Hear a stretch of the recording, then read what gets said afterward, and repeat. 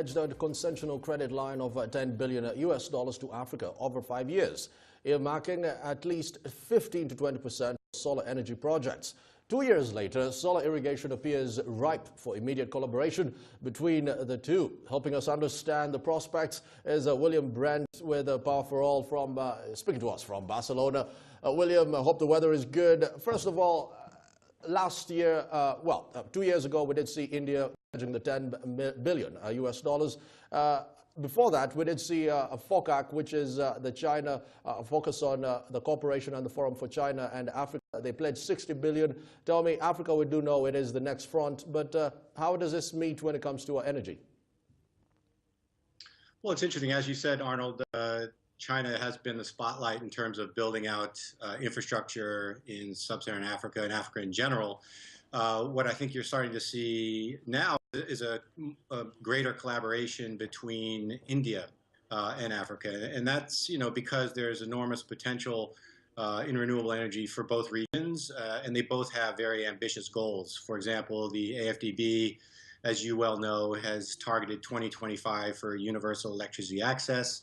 That's with 200 million new connections through renewable energy. At the same time, the Indian government has equally ambitious targets, probably more ambitious, to achieve universal electricity access by as early as 2019. So the stakes are quite high, the opportunity is large, and both regions are also at a pivotal point in which they can either choose to pursue traditional methods of centralized coal-fired generation with transmission and distribution, or pursue new opportunities, 21st century opportunities that are faster and quicker deploy, like decentralized renewable.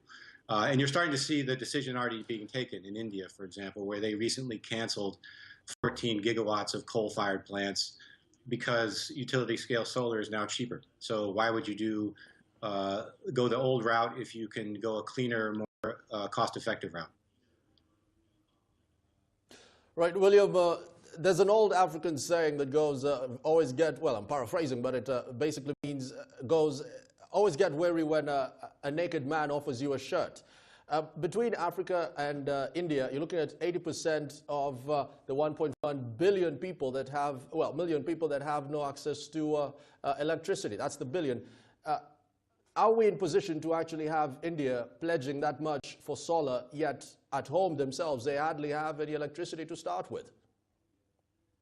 Well, it's true that India faces a challenge in terms of providing electricity access to all of its citizens, but the government there is very progressive and has put together a program, 24/7 Power for All, that pledges to achieve universal access by 2022 at the latest and 2019 at the earliest. And they're showing excellent results, in particular around electrification. And so I think there's a lot of learning that's taking place in India that can be transferred, technology, as well as in terms of business models and, innovative financial models.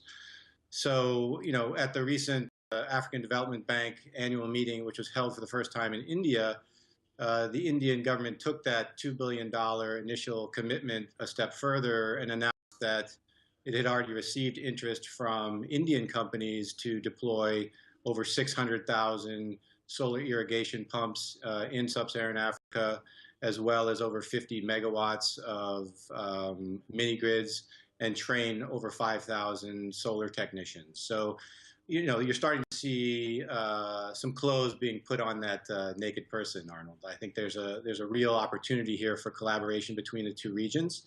And both, I would say both at the federal levels as well as at the sub-national levels, there's great opportunities.